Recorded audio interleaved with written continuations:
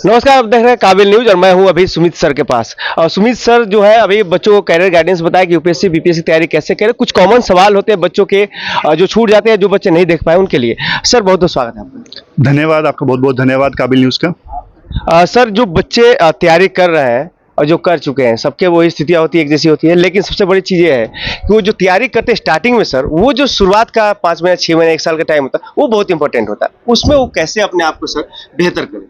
देखो, जब तैयारी स्टार्ट करते हैं ना तो बहुत सारे चैलेंजेस आते हैं तैयारी के दौरान।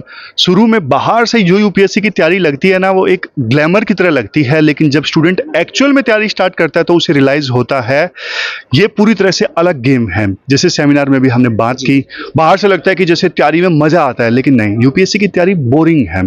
जब स्टूडेंट को एहसास होता है तो आधे स्टूडेंट तो वैसे ही मन से हार जाते हैं। तो मैं उनको ये बोलना चाहता हूं कि देखो, तैयारी स्टार्ट करोगे तो आपको चैलेंजेस आएंगे धीरे धीरे, लेकिन आप उन चैलेंजेस को एड्रेस करते जाओगे। लास्ट में जो बच्चे बचेंगे सिर्फ उन्हीं का सिलेक्शन होगा। अच्छा सर, आपने एक और चीज़ सेमिनार में कहा कि जैसे हिस्ट्री है, ज्योग्राफी है, पॉलिटी बच्चे इकोनॉमिक्स अच्छे से कर लेते हैं, कुछ सब्जेक्ट जिसे इग्नोर करते हैं, जो आपने बताया। तो सर जो बच्चे इग्नोर कर रहे हैं वो क्या वहाँ पर लैग कर रहे हैं, अपने सक्सेस को कम कर रहे हैं? देखो, कहीं ना जब तैयारी स्टार्ट करते हैं तो कुछ सब्जेक्ट्स पे बहुत ज़्यादा फोकस कर दिया जाता है, जैसे ज्योग्राफी है, हिस्ट्री है, मॉडर्न हिस्ट्री है, और इसके अलावा पॉलिटी है। लेकिन आपको ये देखना है कि ये कॉम्पिटिटिव एग्जाम है। ये सब्जेक्ट तो देखो सभी कर रहे हैं, आपको ना बाकी बच्चों से थोड़ा एज लेना है। तो बाकी बच्चे जो सब्जेक्ट छोड़ के चले जाते हैं, जैसे आर्ट एंड कल्चर एक इग्नोर्ड सब्जेक्ट है, science and tech ignored subject है, तो इन सब्जेक्ट्स में आप बाकी बच्चों से एज ले सकते हो। सर ये तो बता दें कि एज ले सकते हैं, लेकिन एज कैसे ले, क्या सोर्स हो? हाँ, तो मतलब पढ़ के सोर्स क्या हो सर, सोर्स क्या हो? देखो, अलग अलग सब्जेक्ट्स के ना अलग अलग सोर्स हैं। अभी यहाँ पे सोर्सेज की बात करेंगे तो बहुत समय चला जाएगा। मेरा कहने का बात है, सर ने पूछा कि कैसे एज ले सकते हैं, तो सिंपली है, पढ़ के आप उन सब्जेक्ट्स में एज ले सकते हो। पढ़ना तो पड़ेगा ही, आप यही तो बात है। सर एक सवाल ये रहेगा हमारा कि पीडब्ल्यू जो है एजुकेशन को अफोर्डेबल बनाया है, विश्वसनीय तो है ही, आसान पहुंच हो गई है। तो सर पीडब्ल्यू बच्चों के साथ जो है कैसे कनेक्ट है और कैसे वो हेल्पफुल करे, दिन पर दिन अपने आप को कैसे बेहतर करे बच्चों को? देखो, सबसे पहली बात तो ये है कि जब पीडब्ल्यू आया था तो बात हुई थी कि पीडब्ल्यू बाकी इंस्टीट्यूट्स की अपेक्षा कर अफोर्डेबल है। लेकिन देखो, पिछले 2 सालों में 3 सालों में पीडब्ल्यू ओनलीएस ने बहुत सारे सिलेक्शंस दिए हैं। आज उज्जवल कुमार हमारे साथ मौजूद थे, हालांकि उन्होंने वो पीडब्ल्यू ओनलीएस से पहले से जुड़े हुए थे, जब सिर्फ ओनलीएस था, जब पीडब्ल्यू नहीं था। हाँ, तो कहने का मतलब देखो ये है, पीडब्ल्यू ओनलीएस अफोर्डेबल है, ये तो अब पुरानी बात हो गई, लेकिन पीडब्ल्यू ओनलीएस ने काफ़ी सारे रिजल्ट्स अब दिए हैं, और पीडब्ल्यू ओनलीएस के नोट्स जो हैं वो काफ़ी ज़्यादा मार्केट में चलते हैं। अच्छे नोट्स हैं जिनकी सहायता से बच्चे पढ़ रहे हैं और सिलेक्शन ले रहे हैं। एक सर हॉट टॉपिक है बीपीएससी, जो अभी 70वीं बीपीएससी में इतने सारे जो मुद्दे चल रहे थे और बच्चे अब तक बहुत सारे बच्चे UFO में हैं जिनका रिजल्ट वो तो मेंस कर ही रहे हैं।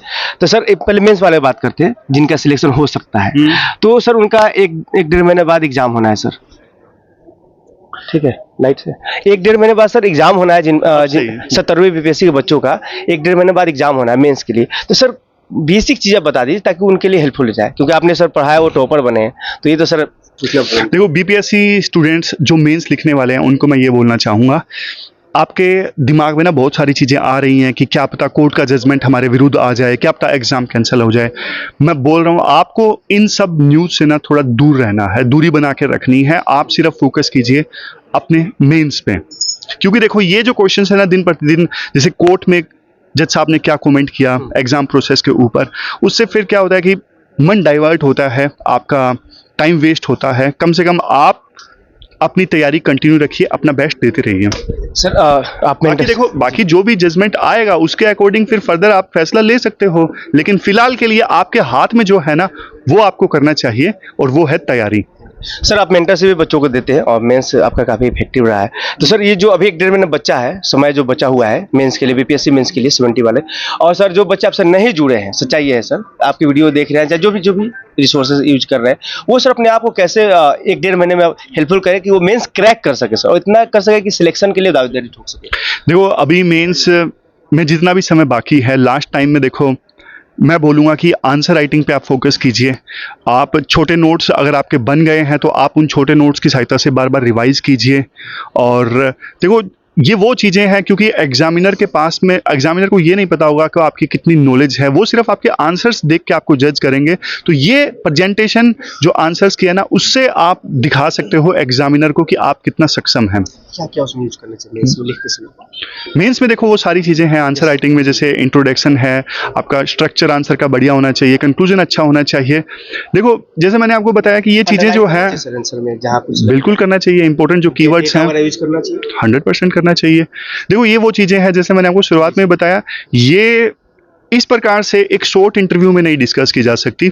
मेंस के आंसर को अच्छा कैसे बनाएं, ये एक एकेडमिक चीज़ है, जैसे डिजिटल बोर्ड पे बच्चों को अच्छे से बताया जा सकता है, और जल्दबाजी में ये चीज़ें नहीं डिस्कस की जा सकती कि हाँ मेंस के आंसर को कैसे बेटर बनाया जाए। चलिए एक लास्ट सवाल सर, PW ओनली आईएएस जो है पटना में आज आया हुआ है, फिर आप आए हैं सर, तो क्या आज दे कर जाएंगे स्पेशल सर यहाँ के बच्चों को, बिहारियों को क्या गिफ्ट देंगे? देखो बिहारियों को नहीं, बिहारी मतलब मैंने जैसे सेमिनार में बोला था, हाँ मुझे बिहार पे बहुत गर्व है। और देखो मैंने तो बोला कि कोई भी बच्चा हो जिसने कोचिंग ली है PW ओनली से या फिर नहीं ली है, उसको दिक्कत आ रही है, मेंटरशिप चाहिए, तो वो मैंने पहले से ये प्रॉमिस करके रखा है, आप PW ओनली के सेंटर में जाइए, बोलिए गाइडेंस की दिक्कत है, नोट्स भी उनको अगर PDF की फॉर्म में चाहिए तो प्रोवाइड कर दिए जाएंगे, क्योंकि देखो PDF में कॉस्ट नहीं आती, अदरवाइज सबको फ्री में हार्ड कॉपी देना तो डिफिकल्ट है। लेकिन PDF फ्री ऑफ कॉस्ट में। हाँ हाँ, आप सेंटर में जाइए, तेज सर हैं, आप PDF बोलिए, वो सर प्रोवाइड करेंगे।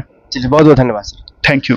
हमारे साथ सुमित तिवारी सर है, PW ओनली आईएएस पूरा जो है सर के गाइडेंस में ही चलता है। और मैं आपको बता दूं कि जो भी बच्चे अपनी तैयारी को धार देना चाहते हैं या बेहतर बनाना चाहते हैं, वो बच्चे सर के जो सर ने बताया ना 3-4 बातें कि अंडरलाइन करना है, रिवीजन करना है, शॉर्ट नोट्स बनाने हैं, पॉजिटिव रहना है, वो सब चीज़ें देखना चाहिए।